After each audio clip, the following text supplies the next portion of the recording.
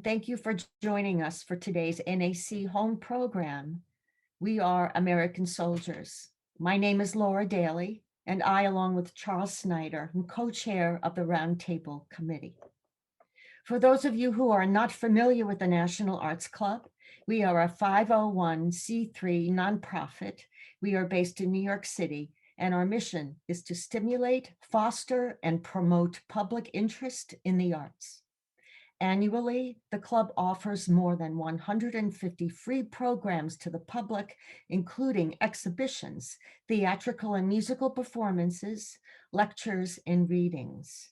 For more information about the National Arts Club, you can visit us at nationalartsclub.org or find us on Facebook, Instagram, Twitter, and YouTube.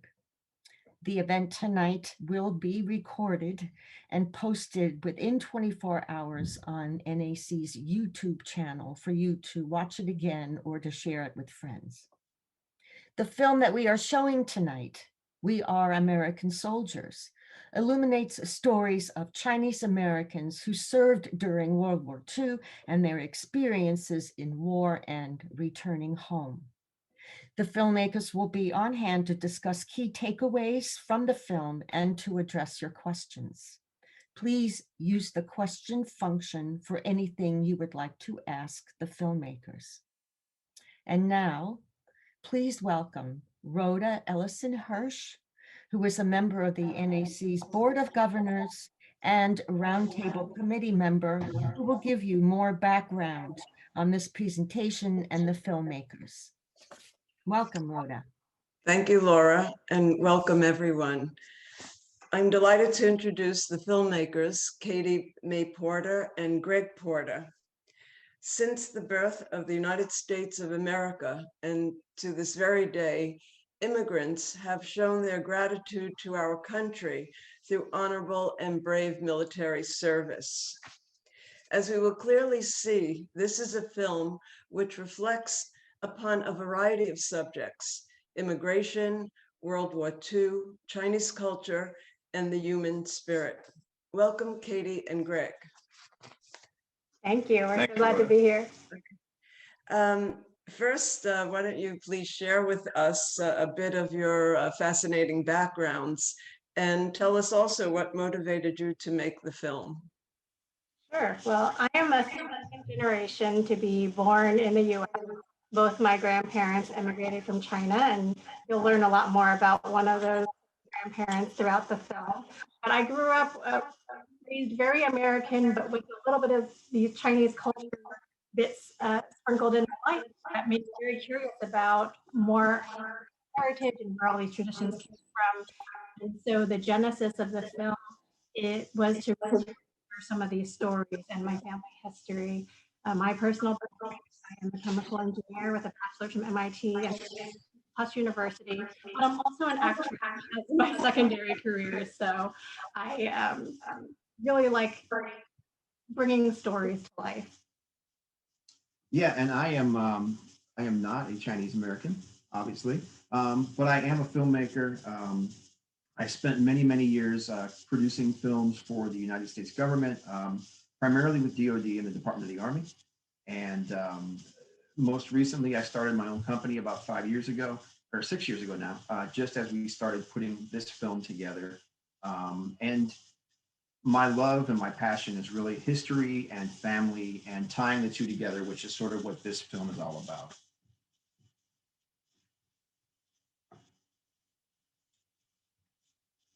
You're muted, Rhoda.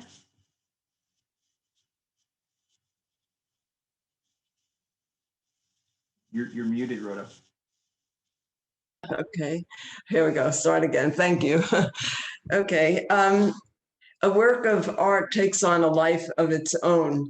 And with the rise today of continuous horrendous hate crimes in the United States against Asian Americans, where it has been reported that recently there have been over close to 3,000 incidents, and that's only those reported.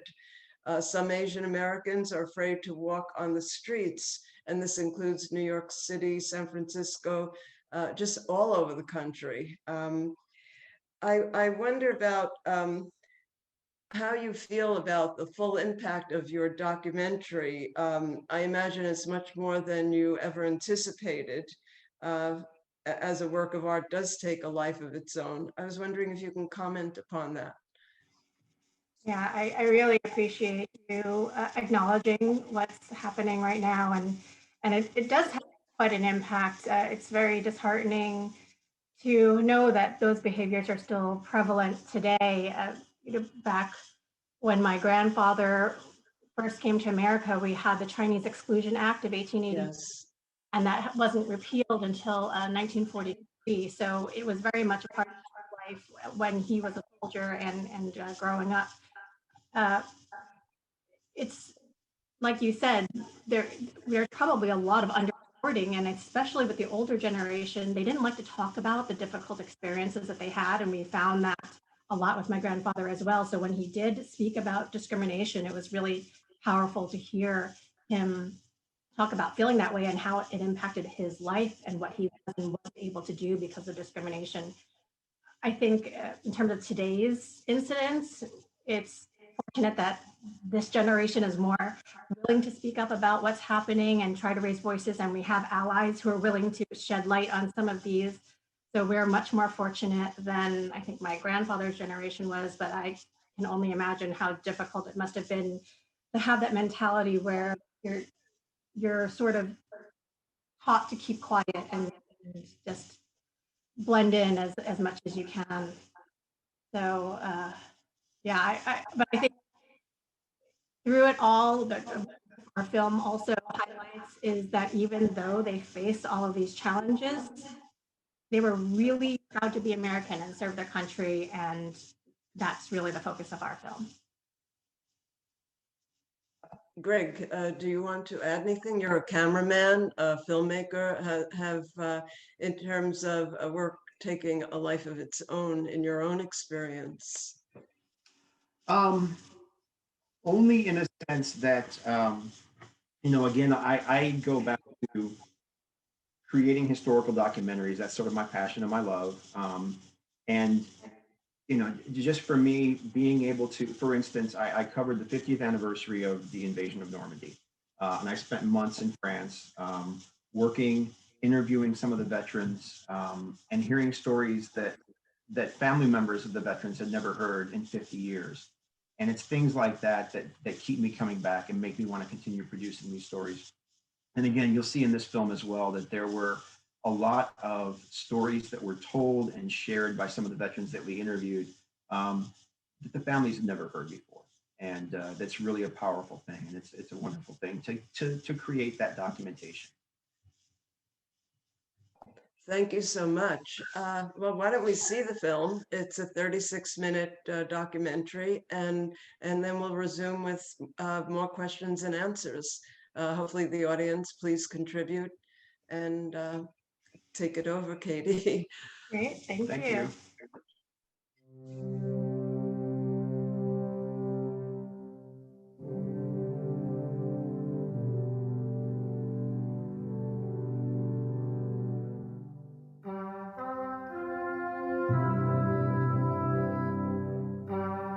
I was raised American, growing up in the Bronx, speaking only English and loving baseball. My Chineseness always seemed to be in the background, almost an afterthought. It showed up in the food that I ate when I visited my grandparents, hung baos on Chinese New Year and banquet dinners, Buddha and a bowl full of oranges and another bowl full of candy sitting on top of Grandma's TV, an old radio in the corner of my grandfather's laundry broadcasting the local Chinese station giving English lessons. Is this the way to Chatham Square? I grew up in that laundry, never once considering that my grandparents were living the typical immigrant life. Other than a few scattered pictures of my great-grandparents, they never talked much about their life or family in China. But one thing that was always prominent was a picture of my grandfather as a young American soldier in World War II. What must it have been like to have been among only a handful of Chinese trying to make their way in a new land against a backdrop of a world war, especially when we were at war with another Asian country? What must it feel like to be American enough to be drafted, but not American enough to get a job doing what you trained to do and risked your life to do on behalf of your country. And yet this opportunity is better than the place you left. Unlike any other group, Asians were the only group to be targeted by immigration restriction. So the 1882 Anti-Chinese Exclusion, which was initially focused on laborers, actually would be extended to other groups of Chinese immigrants. Everyone always understands sort of that basic immigrant story of you come to America for a better life, but not really knowing what that life was that they were trying to move away from. Came here in 1936. I started in Seattle, Washington. My father was born in Seattle, Washington. That's where our native son. They have to cross me in Seattle and then send the rocket to New York and then question my father and see if it matched. So that's why it takes so long in the immigration. For 2.5 months after all kind of questions. Then about a week later, I take the train to New York. It's really surprised, because I doesn't speak English. Very few Chinese people in school at that time. In junior high, only 2 Chinese people. I work in my father's store up every day from Monday to Saturday. Even if you go to school, you still have to work until late at night. Very tough. Yeah, you work until midnight before you go to sleep. 6 o'clock, you gotta get up. After a year high school, I went to the trade school, New York Trade School. I took up auto mechanics. 3 months before I finished, and I already drafted, and I told I have 3 more months to be graduate, so they give me extension. So as soon as I graduate on Friday, Saturday I go physical. So after physical, and a month later, I got inducted to Fort Dix. You can't help it. Even you don't feel like it, you can't help it because you got inducted everybody. All the young people are surrounding you on 1A, you gotta go. I really didn't know very much other than he was in the war and he was proud of that time. At that time, I take Springfield in Massachusetts. I had my best trainer there. I'm small, and a lot of American people, they try to help me, So they always have something to carry. You want me to help you to carry it, But they don't know that I'm strong too. The full field pack is 66 pounds. They issue me the M1. It's a heavy gun too. I belonged to an engineer outfit, 1877 engineer outfit. In 1943, I learned in Casablanca. When we arrived on Casablanca, and that was Christmas Day. What we have on Christmas Day, the Red Cross give us coffee and a donut on Christmas Day. And dinner, we have a sandwich Christmas Day. That's all. We moved into Oran a week later. And then a week later, we moved to Algiers. From there, we catch the ship, Mediterranean Sea, to get in the ship and go down the Suez Canal. Suez Canal, down the Red Sea, and landed in India and Bombay. In India, it's a poor country. So we catch a train, a wood train, broken all apart, almost inside the table, it's all broken apart. Daytime is hot like hell. At night, you can't even take a shower. so cold. You do guard duty, you get wear overcoat. In daytime, nobody wear anything. It's so hot. That's the funny weather, just like in the desert. When I went to Burma on the middle of the way on the Red Cross, I met the Chinese outfit, all Chinese American. That's the 14th Air Force, 14th Air Force Chinese American outfit. And so I asked the company commander to join to that outfit. We had so many people who were my grandfather's friends who I called my uncles, and their wives were my aunts. And it wasn't until I was older that I realized all of these close uncles and aunts that I had grown up with were his army buddies. Was in the army, in the Air Force. He joined our Air Force later. I didn't meet him at the beginning, but we can become friendly in the Air Force in China. We in the 14th Air Force, the name is 407. We are attached to Flying Tiger. Yeah, we are attached to 14th Air Force. When Flying Tiger from India, they have a base there to fly supply over Burma, because Burma still have Japanese and Chinese army over there to fight for each other, mostly on the mountain and so forth. So the U.S. Air Force have to carry all the ammunition or whatever they need, medicine and so forth. I was a mechanic, taking care of the fuel line, taking care of the generator.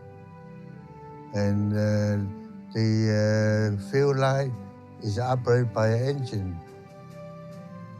So in case anything happens, I can take care.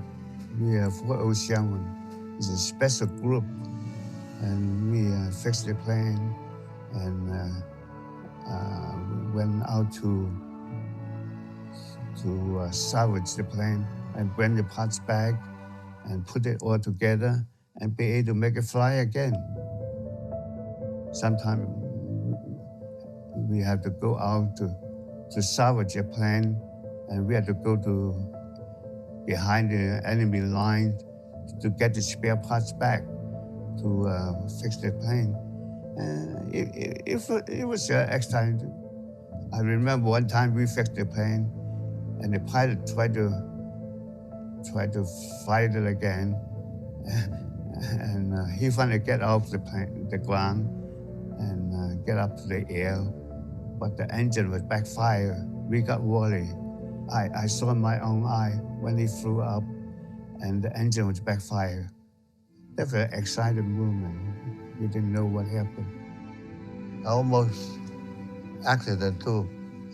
When the plane circled around in Burma for landing, that's the B-25 shooting up. And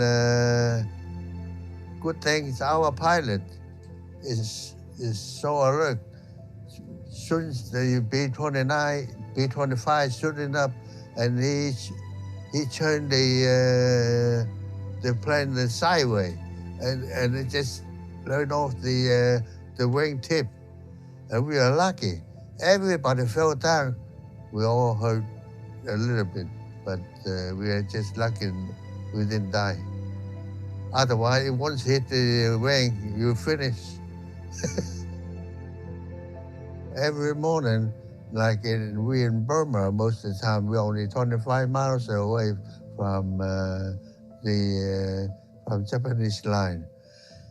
Every morning before we get up, the plane comes. We siren, start horn, and we gotta get up and go into the foxhole.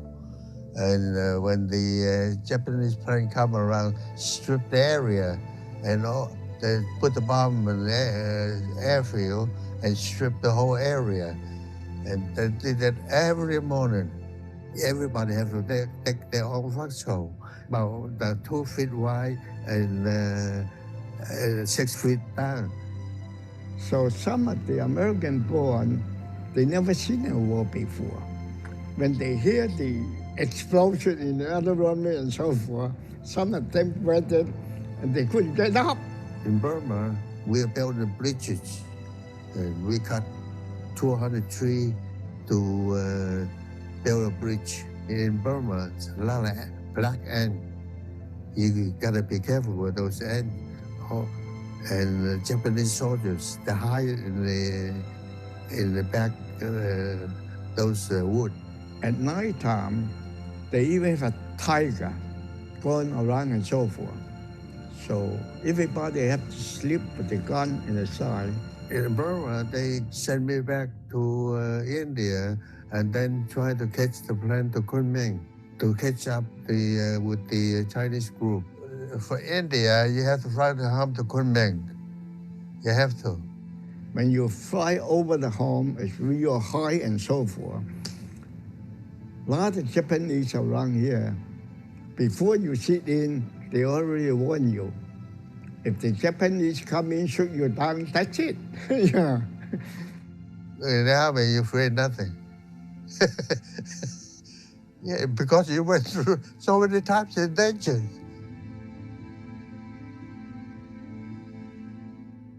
When I get to Kunming, I got all the records in my hand, and I was so happy. Let's fool around for a few days before we're going to report.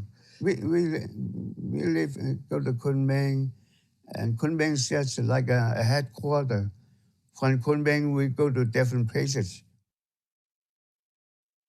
But as soon as I get there, I saw the trucks moving up. All the Chinese. I said, "Hey, what you guys doing?" He said, "Well, we move up to Chongqing."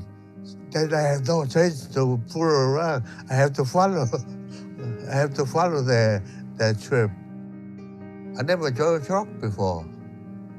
Never drive a car before. But I was a mechanic. I finished automobile mechanic.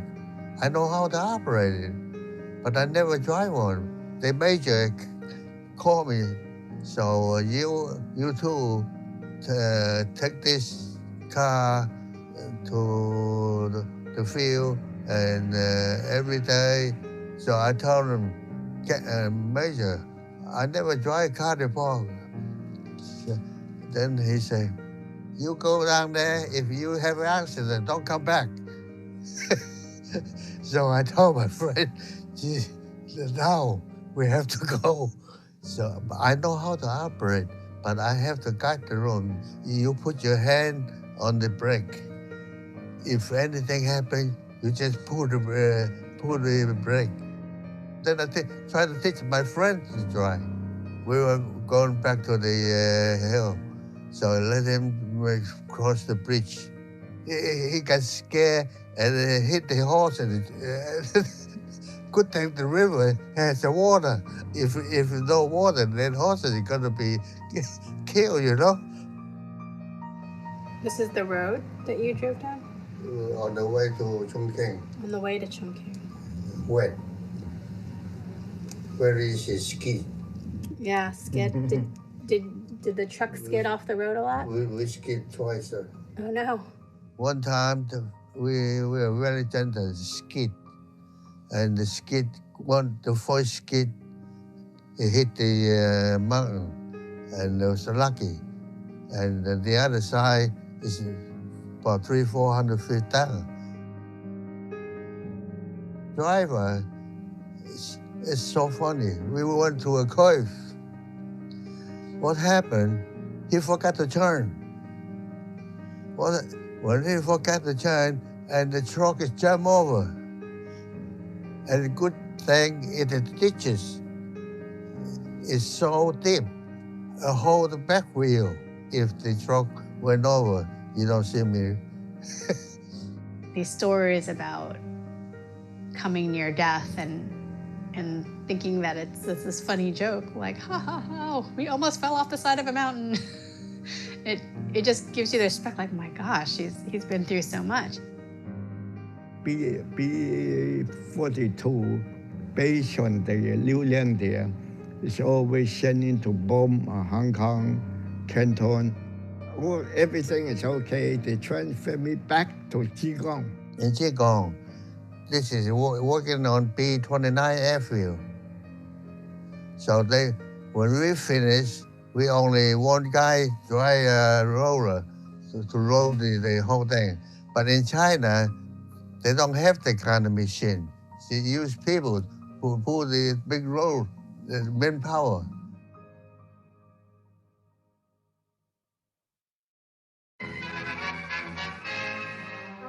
At that time, we stopped all the Japanese invasion and so forth. And only a couple months, then Japanese surrendered. That always on my mind. We hear over the loudspeaker, oh, Japanese surrender.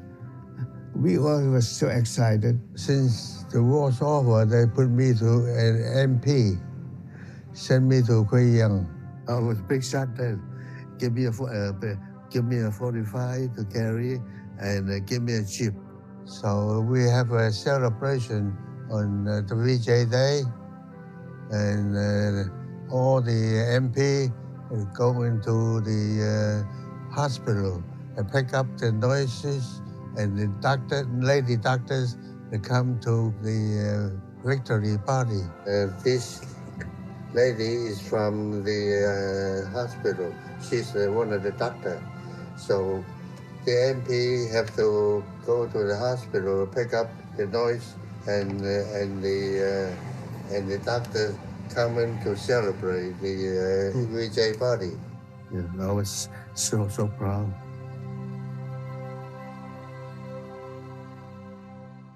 After the war, we flew to Shanghai, wait for the ship to go back to U.S. We stood in Shanghai about 2 to 3 weeks before we get into a battleship back to Seattle, Washington. We on the way, we come back to U.S. to wait for the ship in Shanghai. Uncle Johnny. I came back from Shanghai by the aircraft carrier. The aircraft carrier was converted to a passenger. That's on the way, on the ship. See how big the ship is? The aircraft carrier. So after the war, they used to carry soldier back. It takes about 18 days by ship. On the way back, near Philippines. And we find some of the mine. So we keep shooting and they hit it and explode. We got in Seattle about a week, and then we came back, the train back to Fort Dix to discharge. What shall we do when we go back to the United States? That's one of the big things I would worry about. I went to school and learned about mechanic in Roosevelt Field, Long Island. You know, that time I was at Roosevelt Field, you know, those planes were so old. I remember when I first went out there to repair plane, we had to start it with the hand to pull the propeller down. That's so dangerous. I went to course with Mr. Yi. He's one of my best friends. When we come back, I went back to aircraft school on the GI Bill. As soon as I finished the aircraft school, I took the license test and I got the license. Then I looked for a job. Every time I see it in the paper, the job open. They already took it. Actually, it's not taken because I'm Chinese. It happened many times. Discrimination. Uncle Johnny, you can't find a job either. That time was not that many Chinese people in New York. A lot of Chinese, but not too many ladies. Very few. But after the war, this entirely different. We get married and the wife can come over right away. We can't find a job. What do we do? Let's go back in China and get married. That time we didn't fly back. We take a boat back. That's 30 days. I'm glad we all stick together. And it's introduced to, I went to the school when the schools closed and the student walked by and my aunt told me, that's the girl. Some of them engaged few days, married right away. I engaged about 2 weeks. We get married because they time everybody have to catch up to the time and come back here to work. No money, have to work. Then we had to go to Hong Kong to get a certificate from the embassy. I went there with Mr. Yi and his wife. I was his witness to get married, and he was my witness. My wife and to do his witness, and his wife and him do our witness in Hong Kong. That's nice. That's why we call brothers. So it's not until the 1945 War Brides Act that you have the mass migration of Asian women to the United States. So if you put that all together, by the time you get to the 1950s, you do have pockets of Asian American communities in the United States. Take a boat, takes about 19 or 21 days, long time. We make friends very easy over there. All the GI wives get together. Then we come into New York. Maybe rest about a week, and then we take over the laundry. She doesn't speak English, but she go to school. She learned fast. She's smart. I become a laundryman on the Blicker tree. As a child, my grandparents would take me around the neighborhood into all these different Chinese laundries to say hi to this aunt and this uncle, who I barely even knew, but it was important for my grandparents for me to say hi to these people. But I remember at one point thinking, how are there so many Chinese laundries in the middle of, lower Manhattan? But it seems like that was what that generation could do for a profession. And I know that he and my grandmother did struggle. Normally, 8 o'clock, open the door and Work hard, really hard. You get up early in the morning and go to bed late. Everything's by hand. I have to try to help him. He's worked very, very hard, Grandpa. Even Sunday, Grandpa had to go down to work for a few hours. Late at night, after dinner, he had to go down to work for a couple hours. But otherwise, tomorrow, the job cannot be done. I've always known that my grandparents have made a lot of sacrifices for the family. It's, I think, probably pretty common with a lot of immigrant families of how the older generation works really hard to provide for the younger generations to make them not have to struggle as much. I'm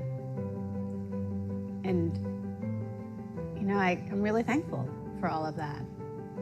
They've given me a lot of opportunities, well, through my parents and then through me.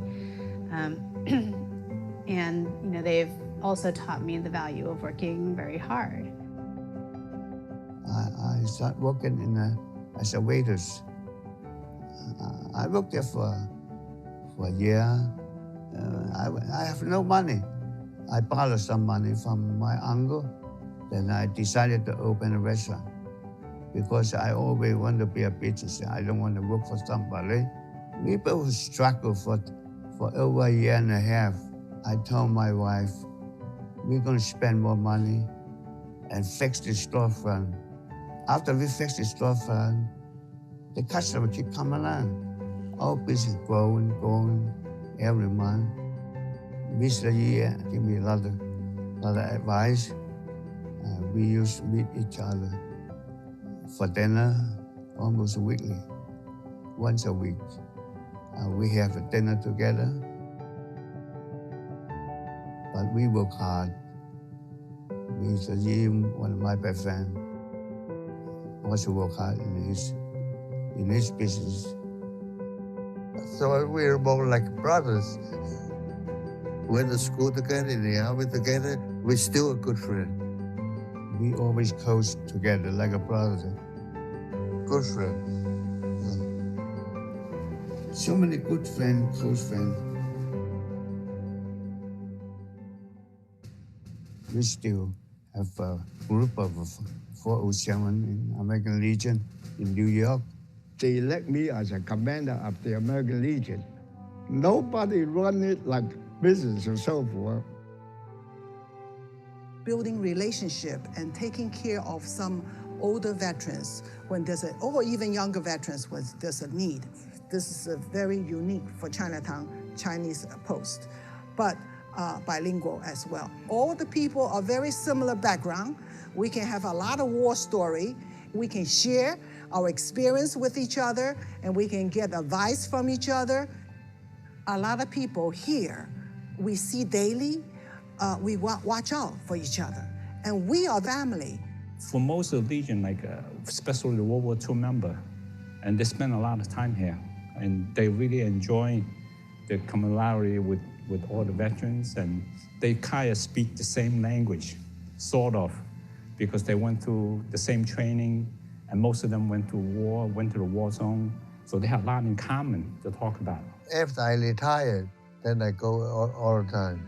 What I think my grandfather gets out of the American Legion is, again, that sense of having a group of friends, a group of long-term friends who are going to always be there, who some of who understand what he's been through because they've gone through it. Others, some of the younger members haven't had the same exact experiences, but I think to him there's a kinship. There's something comforting in knowing that people served, and also the particular post that he goes to in the American Legion is in the New York Chinatown, and it's all Chinese American post. So I think very similar to the unit he served in, there's something comforting to him about being almost in his own element because he's in Chinatown, he's in an all Chinese American post, which is the way he served. I think for him also, there's a great deal of respect because he's one of the older members and he served for a number of years. I had 2 years executive officer and 2 years treasury and 2 years accountant and about 6 years the Chinese American secretary. He has his own chair, and he's so proud of bringing us in and saying, "This is my chair, this is where I sit." And when I come in, if anyone's sitting there, they get up immediately so I can sit. That seat always yours. Nobody can sit over there. That's special seat. Yeah. Usually you retire, that seat belong to somebody. Even the commander comes in, sit in my chair. When I come in there, he get up. And I actually don't think I know any friends of my grandfather's that weren't people he served with or people that he met at the American Legion. So I think that's been such a huge part of his life and continues to be a huge part of his life. We also respect all the major holidays. For example, Veterans Day, Memorial Day, and even July 4th. When there's an opportunity for parade, we parade. And every time we have a parade, like a Veterans Day or anything involved with the American Legion, with the Army, and we went to the Chairman Square. Their dad, granddad, or whoever in the family is well respected. They all respect the soldier. They all like me, they all respect me, so I respect them a lot. I was really happy in the Army. I'm not regretted. It was the opportunity to see a lot of places and met a lot of people. One thing is completely clear, it's that The friends that my grandfather made while serving have been his friends throughout his entire life. And I think some of those experiences that bond you, those strong bonds can stay with you for your entire life. It's amazing that someone he's known since he was a kid is basically still in our lives. And you don't always get friendships and bonds that are that strong. My heart is love like all the army body, you know. Another complication for Asian American populations is the fact that that American wars take place in Asian countries, right? So in the 1950s with the Korean War, and then the 60s and 70s with the American War in Vietnam, you have that as a specter that is constantly haunting what some people term Asian America. Sometimes we talk to the family, they don't even know any story about the veterans themselves within their family, what they do, how long they serve. Very simple thing, they don't even know. Most of the time, they would not want to talk about the outsider. Between themselves, they do. I don't know why, but maybe that's a culture, or maybe that's whatever they went through, they don't want to publicize it. And some people don't even want to take credit of what they do. Kung don't want to say anything old time, the hard time. He don't want to tell you anything. He doesn't like to talk about it. It's hard. Huh? It's hard to remember. Hard to remember, hard to take it up.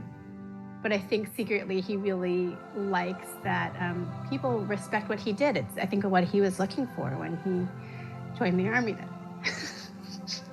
We want to show to the public that Chinese also served this country. We served the country proudly, and even though I'm a draftee, I still feel I did my duty, I served the country. I feel certain pride to it. And I know that's something he's very proud of, that he served, and he served America. All the Second World War names, all there on the second floor. In the American Legion, my name's there too. All the Second World War name. I used to think that he wouldn't talk because of pride, but what he is leaving as a legacy is nothing but pride. Proud of his family, proud of his hard work, proud of his service, and proud to be an American. Don't forget, we are American soldiers.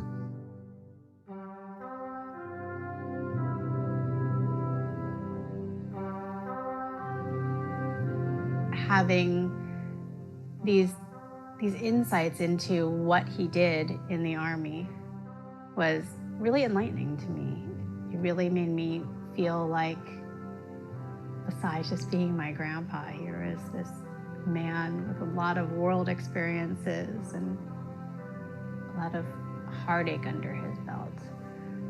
Seeing either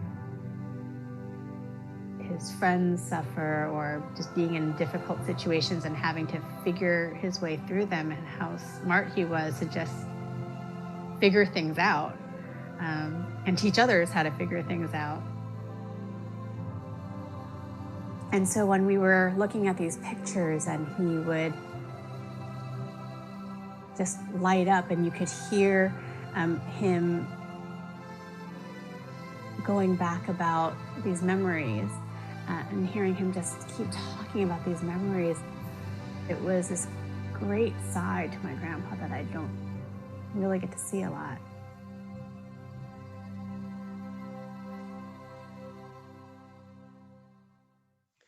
Wow. Congratulations on this remarkable film.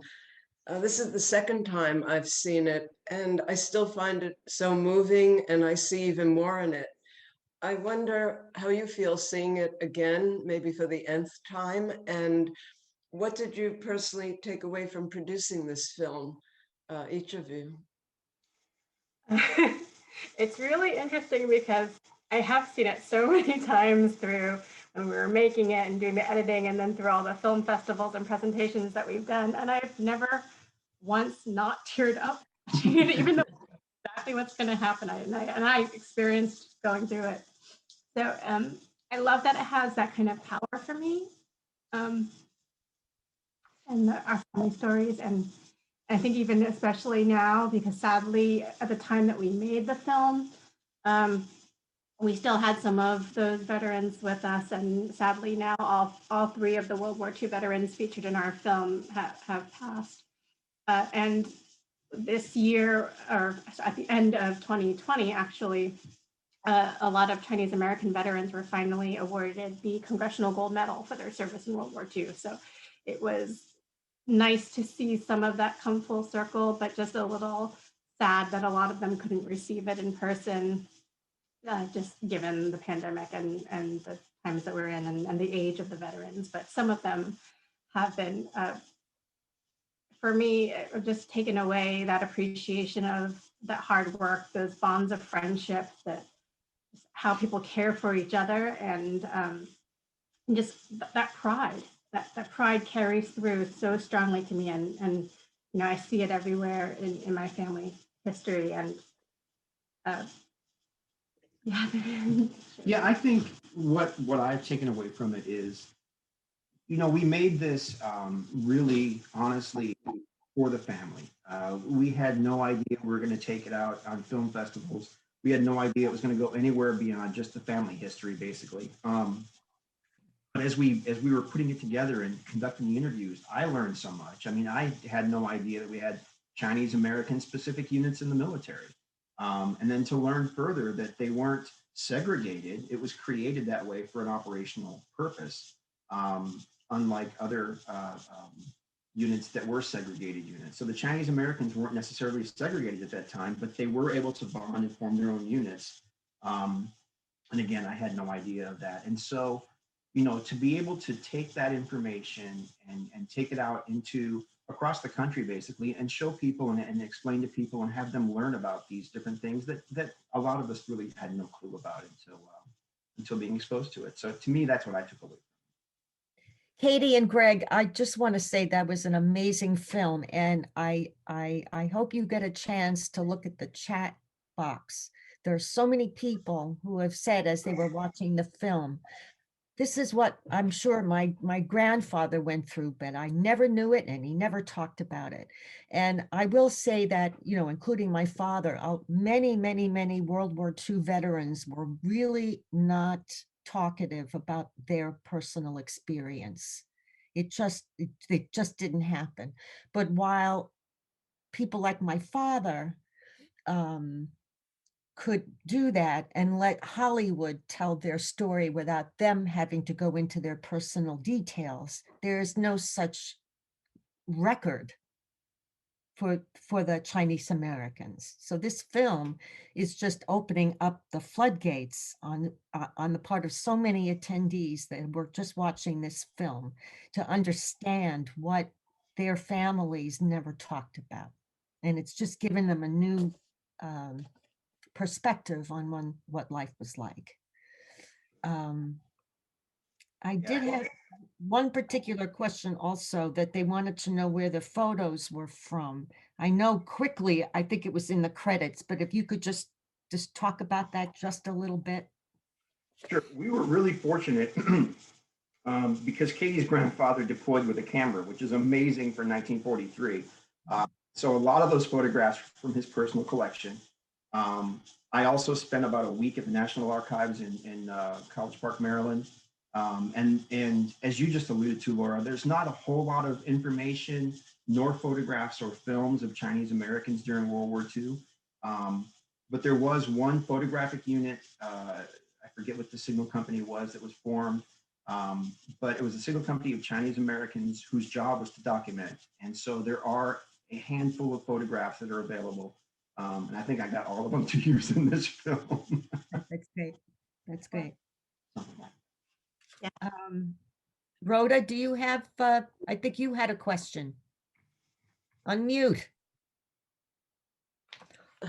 I keep thinking you're someone in the administration is controlling it. Okay, so Katie and Greg, did you find any hesitation in the veterans sharing their stories with you?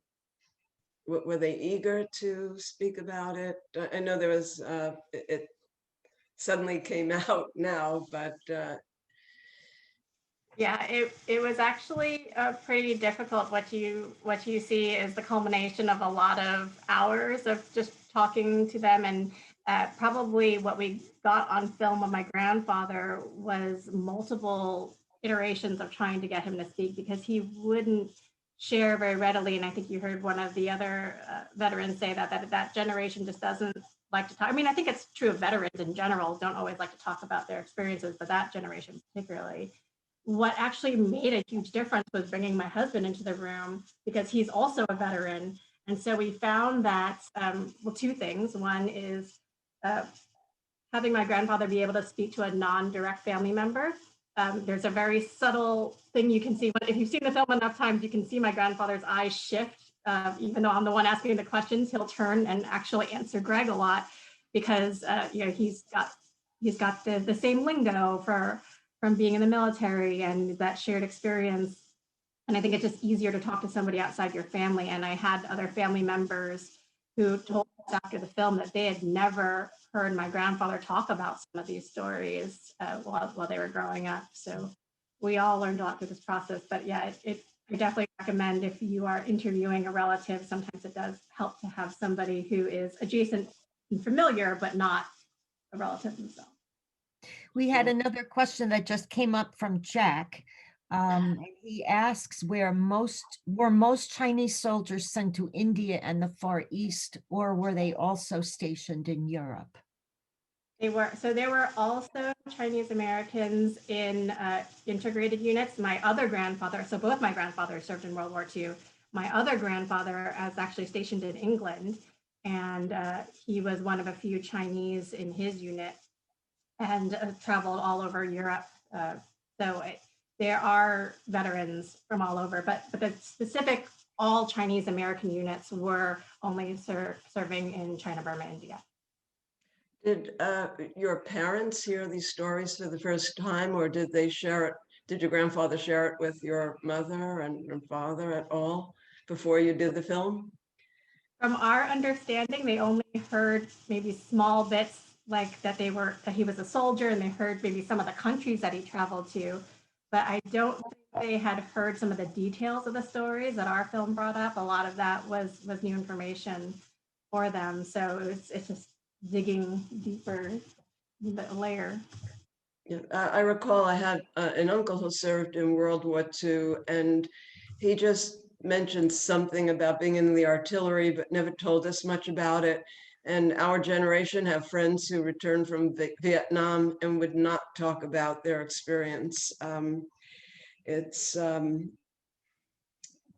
guess it's something that as outsiders to having served in a war, it's, I suppose, a pretty traumatic experience also.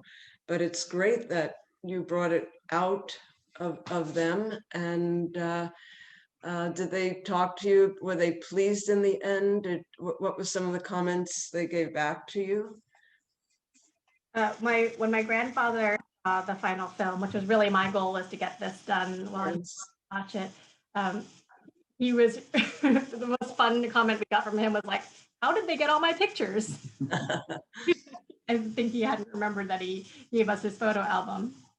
But yeah, I think it just brought back a lot of memories. And as you shared, Laura, we had a lot of people comment to us that it felt very reminiscent of what they knew about their family histories or filled in the gaps from their family history that they didn't hear. So very similar. They knew the relatives were in the war, but they didn't know what those particular experiences were. Yeah, my father was in Okinawa and then stationed in Japan, and that's all I knew. He would never, I couldn't even get him drunk enough to tell me anything. I tried, but it just never happened. Here's an interesting question from an attendee. Did your grandfathers and their veteran friends encourage their children to join the military, given their own experiences? That's a good question. I will have to ask my mother and uncle about that. But as far as I'm aware, I don't think there was either a persuasion or dissuasion. like I said, I think we were always raised to have pride in being Americans. So that part was very instinctual, always displaying the American flag, always going to the holidays and all the parades and all of the celebrations. But yeah, I don't recall any other influence on being in the military. Another question is, again, so many attendees of Chinese descent, and they really want to know about their families and the service. They're asking any suggestions on how they can locate more information to fill in the holes in their background. Sure, yeah, especially with World War II, and especially if they served in the China, Burma, India theater, there's a number of websites that document a lot of where those different units went to in their travels. And if you saw, we recreated some of those maps. We actually had to do some of that research for ourselves because the stories we got were really just fragments of stories. Mm-hmm. We had to piece together where their unit traveled to try to put that in a linear progression. The National Archives has a lot of resources, and you can speak to some of that. Yeah. The National Archives, their main webpage, you can actually go to Veterans Resources and you can start there. There's a lot of information available online. Further, the National Records Center in St. Louis, Missouri, which I think is still closed because of COVID, but once it opens up, next of kin from veterans can receive the information from those veterans, personnel files, basically their official files. But I will also say that there was a fire at the National Personnel Records Center in 1973 that burned a huge amount of records. And so some of those records may be lost. If you're able to find records there from your loved ones, you also should probably play the lottery that afternoon because it's a And also there's the World War II Museum in New Orleans that has a lot of information. And then certainly what we've learned is sharing, there's a number of Chinese genealogy groups and Chinese family history groups where you have a lot of similar people on that journey looking for information from their ancestors and sharing information. Okay, so more questions. People are just, they don't want to leave. It's awesome.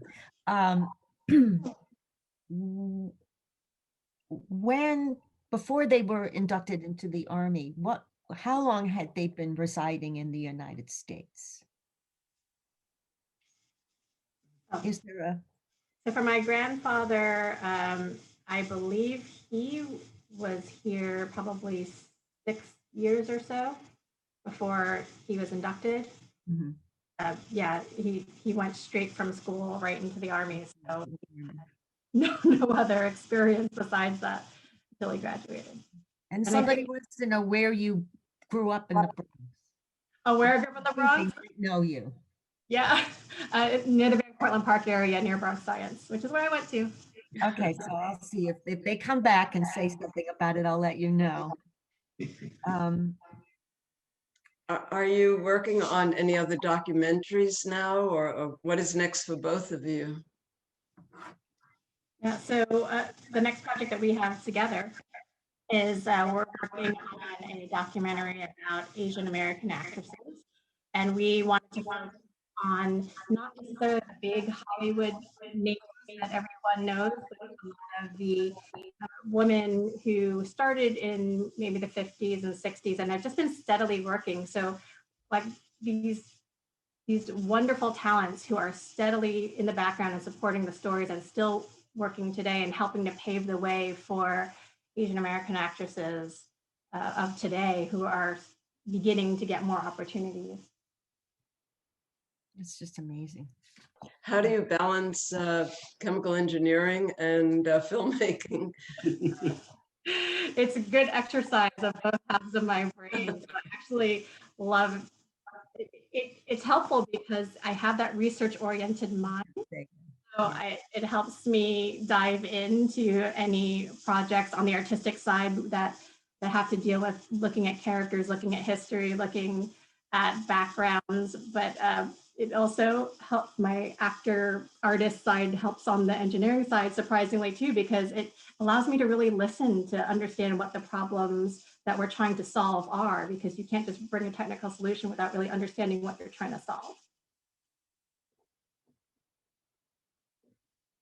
This is awesome. You know, I keep getting questions about where the film can be seen again, and it will be tomorrow on the National Arts Club at YouTube. The events are posted there and remain there for a while.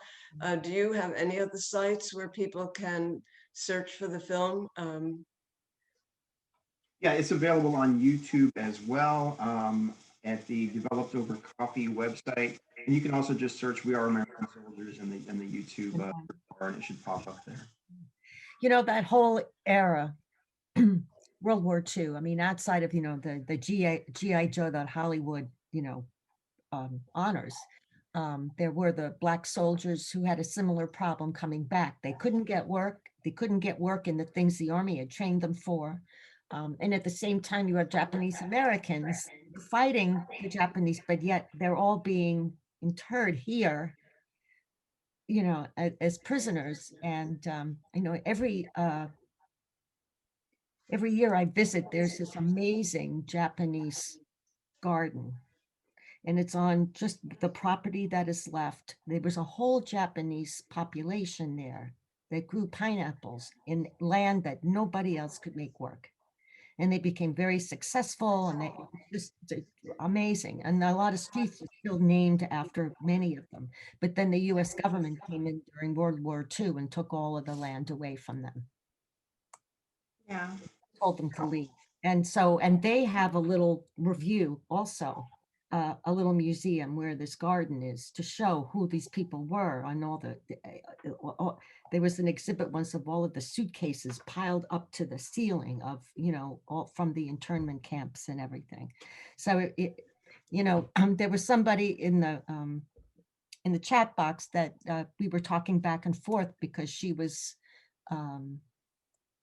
also Chinese American and had some kind of an experience with her family with all of this discrimination, especially coming back after the war. And, you know, we always say we're the, what is it, the land of the free and home of the brave. No, we're not. We never have been, but it's what we aspire to. So it's just, you know, and I think films like this opens people's eyes and changes their perception of people. And it's that change in perception that makes things better. Thank you. That's a lovely sentiment, Laura. And I think for us too, even though our personal story is a Chinese American story, we feel it's also reflective of just the immigrant story and the immigrant experience here in America. I think there's so many people who have a version of this story, you know, with their own specific details, but it is something that we hope that we can learn from. It's also, as I said in the beginning, about the human spirit, and that's what I find so touching, and the importance of family, and that we remain united and together. Well, I can't thank you both so much for making this important film and for being here to present it. Laura, do you want to? Yes. To all attendees, thank you so much for coming, for watching the film, for all your wonderful eye-opening comments. It was fabulous. Katie and Greg, this was just simply awesome, and it came at an excellent time, given what is going on in the world right now. And again, if you would like to see this film again or share it with friends, you can search YouTube for We Are American Soldiers, or go to the NAC YouTube channel where it will be in perpetuity. So I thank everybody. Katie and Greg, I want to know when that next documentary comes out, because we're going to do a show about that too. Thank you. Absolutely. Thank you. So again, thanks to everyone, and have a lovely evening and a terrific week. Good night, everyone. Good night. Thank you.